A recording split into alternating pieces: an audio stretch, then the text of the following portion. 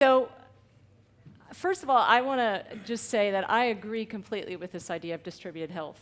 And I agree that it's going to require platform technologies, not just mobile phones in people's homes, but really platform technologies that connect people to their provider and really help manage that out-of-clinic and that outpatient services component. And I'm working a lot in that space.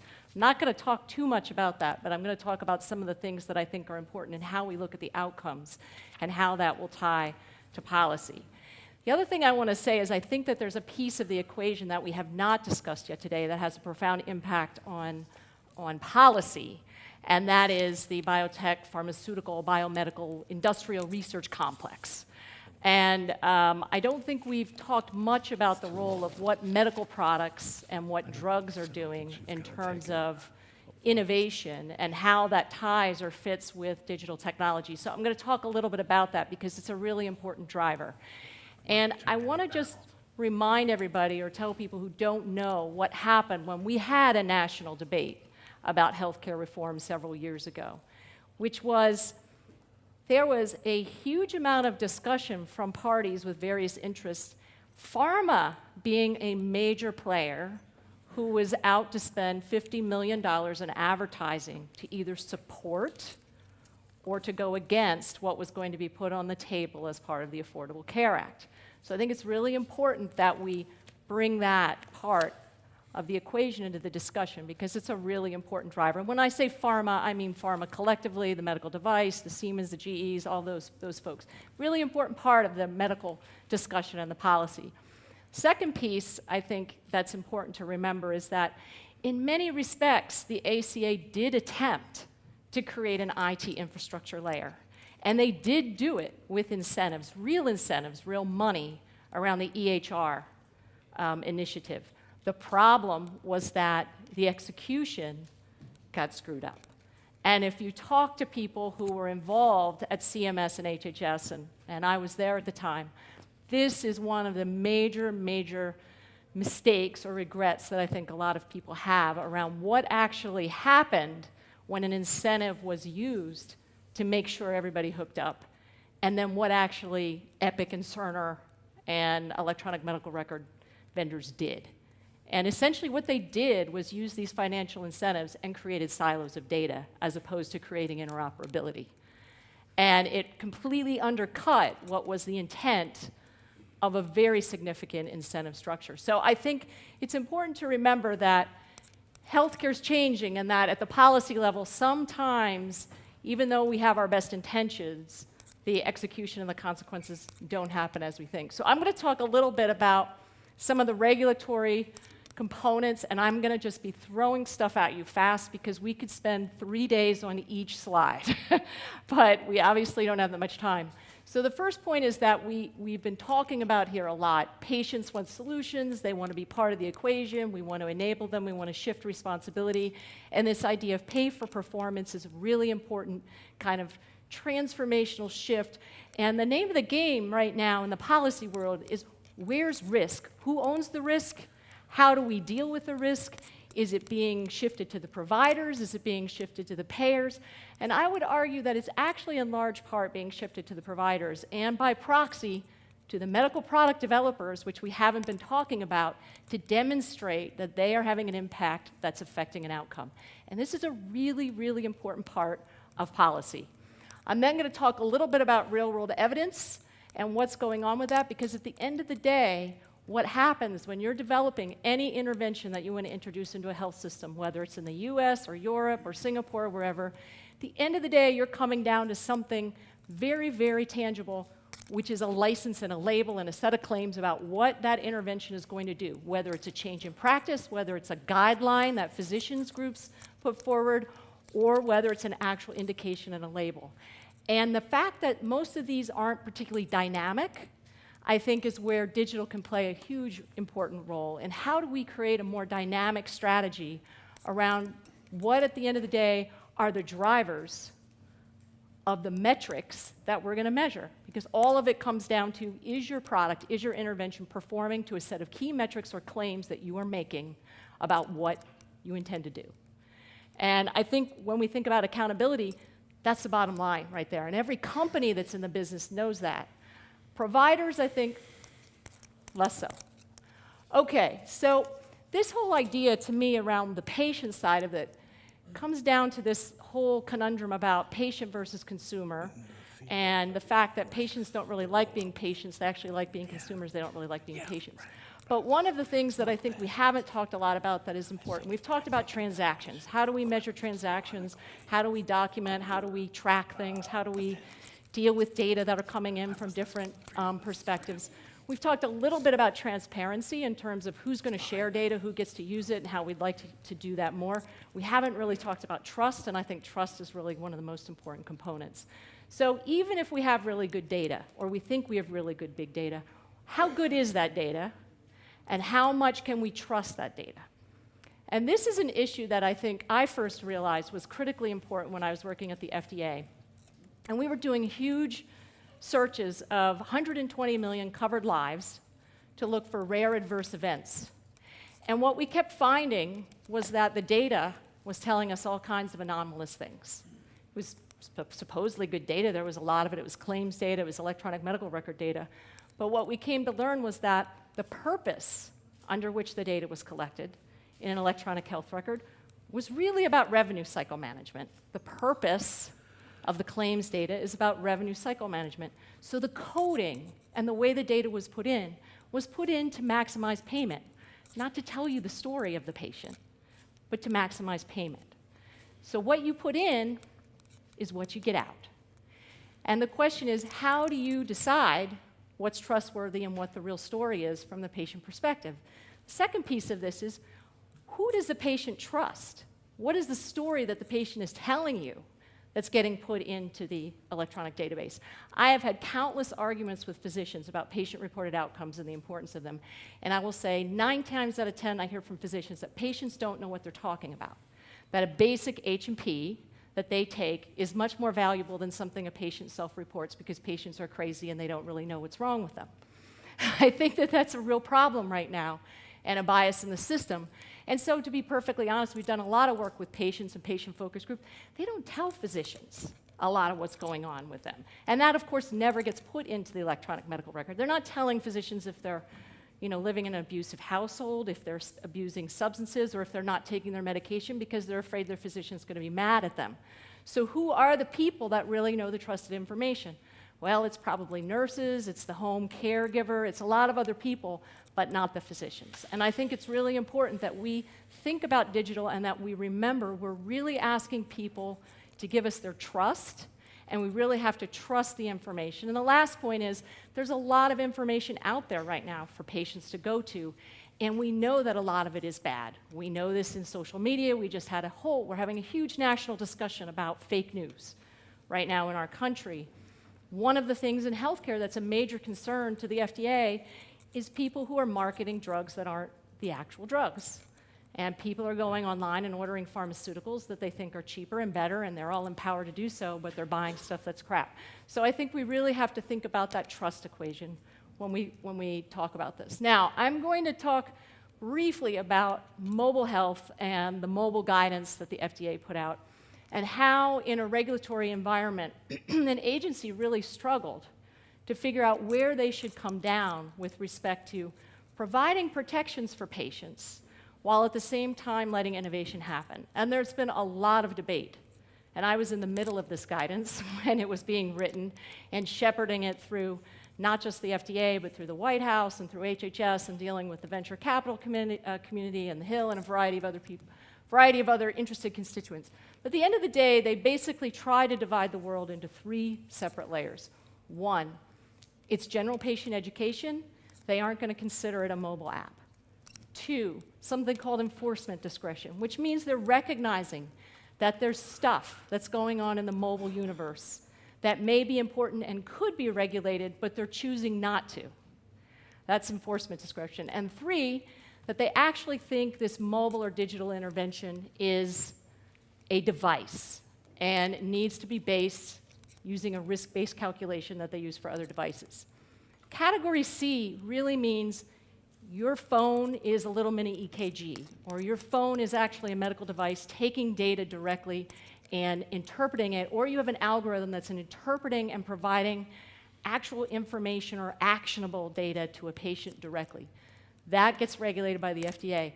Category B, I think, is very interesting because it really sets up what is a fundamental challenge in the policy environment, which is this line that kind of is gray between what's clinical practice and what's the role and the power of the physician versus what should be regulated and what is important for regulation in terms of public welfare, public health, public safety. And that is always a very difficult conversation.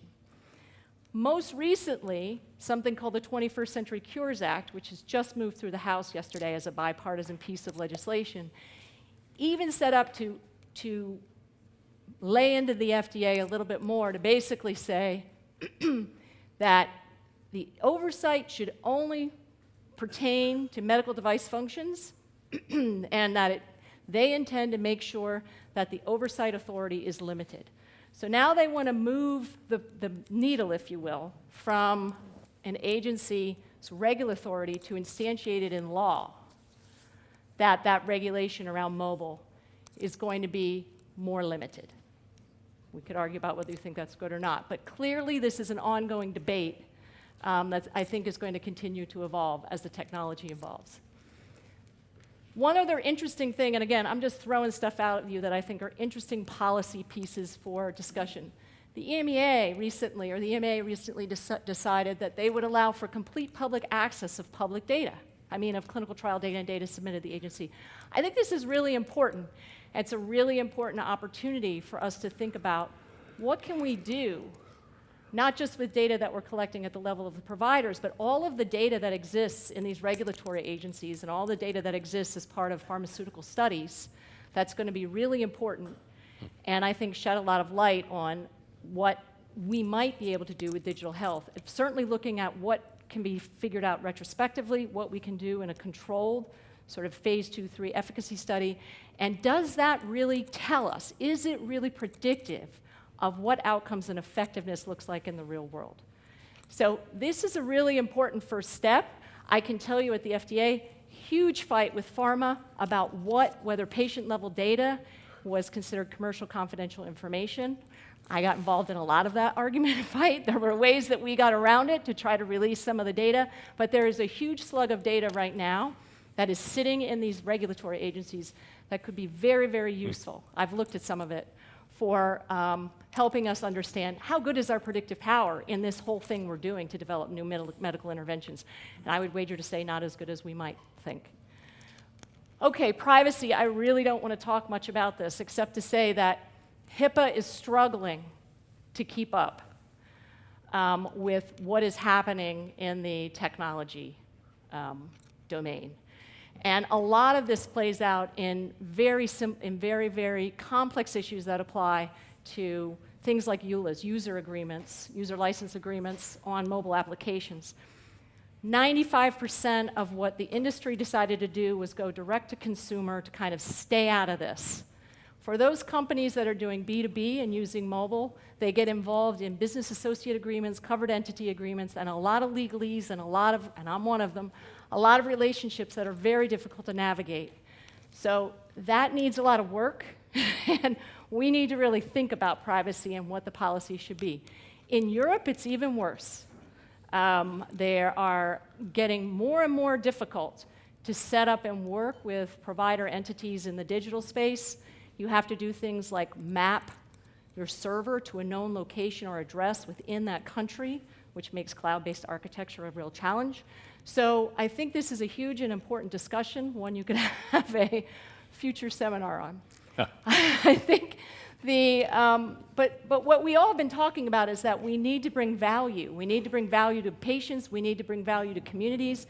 These are some of the things that we really need to think about, but we need to think, how can we instantiate that into smart policy? And these are not easy things to do, because again, as I said, the drivers don't always end up where you think they're going to. Quickly, I'm going to talk a bit about real-world evidence and how digital is playing an important role in the pharma space and in the medical product innovation space. Rob No, Califf, we're in the who's second currently the fourth, commissioner, the fourth has floor. talked about the fact that we don't have to just do efficacy studies, phase 2, 3 paradigms anymore. What we really need to do is get real-world evidence, and we really need to understand what is happening in primary care settings. What are patients really doing? How do we bring more of the patient perspective in? You may not know, but 5 years ago, in the Prescription Drug User Fee Act, 5, there was a piece in that legislation that said that the FDA had to consider patient perspectives as part of their risk-benefit calculation. Now again, how does that piece of legislation or policy get enacted? So far, it's been a bunch of meetings with patient advocacy groups. That doesn't really get at what the intent of the law was. So the question always becomes, how do you execute something on a policy in a way that's sensible? PDUFA 6, which is now under negotiation, and just for those of you who are not familiar with this is the way the FDA is funded, basically from fees that pharmaceutical companies and medical product development companies pay to the agency to file. So the appropriated dollars to FDA are only $4 billion per year, approximately. Almost all of the revenue to run the agency comes from user fees. This is basically laying out the law for the FDA, because it does become law, that they have to develop a strategy for dealing with real-world effectiveness and real-world evidence. And this means a big change for labels. This means a big change for the post-market. This means shifting a lot of the burden for what we can say about a performance of a medical intervention from pre-market in part to post-market. And I think this is going to be transformational, and digital has a critical role to play in helping us gather that evidence post-market. So watch these regs, because these are important drivers. These are important incentives coming out of a policy and a law that not only, I think, are going to happen in the US, I'm sure EMA and some of the other regulatory agencies are going to follow suit. So one of the things, again, on the policy side that people have been struggling with is deriving value and what is value. Benefit design changes are implemented right now using these tiered strategies. We're in a transition where everybody's talking about value-based pricing on measured outcomes to rebalance the payment system. And again, it's about shifting that responsibility of risk onto providers, onto pharma, and getting more and more data about real-world evidence, real-world outcomes. Again, I think digital is going to be central to making this happen. So I think what we're looking for really is a cycle of connectivity via digital. And we have to align our policies and our thought process to not just include the patients and the providers and the payers, but I think we really need to think about the pharma and medical product innovators as well, because they are a critical part of delivering that outcome. Pharmaceuticals are a very cost-effective way, generally speaking, for having a long-term impact and a long-term intervention if we can get them used properly. So not just right drug, right patient, it's right patient for the right drug. And we need to understand, how can we really make our interventions work in the real world, and how can we use digital to create a cycle of connectivity? Finally, I'm going to close with what are going to seem very pedestrian given this conversation this morning, but these are the things that are being grappled with legislatively right now. The first one is even figuring out how to get basic telehealth covered. So this is part of the 21st Century Cures Act, and it's basically mandating that CMS must identify populations of Medicare beneficiaries, which will then drive the private insurance market, on where telehealth can be used successfully. And I think it's important. The reason I put this up here is this is relatively old technology. It's not one-to-many. It's not anything transformational. And this is current legislation. So we have a long way to go before we can really start aligning our policies and our regs with the kinds of things that we're talking about today. Similarly, I just had to point this out because I talked about this at the beginning. This problem with siloing of data, and again, an attempt to implement something like we're all talking about at scale across the country that failed, now is going to try to be corrected in part by demanding something that should seem simple and obvious to all of us in the room, that EHRs be interoperable. And we've come to the point where now it has to be pushed, at least in the US, into a piece of legislation. And in fact, we have to spell out that EHR technology should not engage in information blocking, which is the knowing and unreasonable interference with the ability of authorized persons to access, exchange, or use EHR. So this is how sort of backward policy is relative to the things that we're thinking about here. And I just want to put out a kind of call to action that for anything that we're talking about in the sort of scientific and wow, wouldn't this be a cool technology, we should spend equal amount of time thinking about who are the players, whose interests are we going to impact, and how do we be proactive about pushing forward regulatory or other types of policies that will help fit the technology of the times. Because until we do that, we are stuck with lots of great ideas and poor implementation in these complex systems.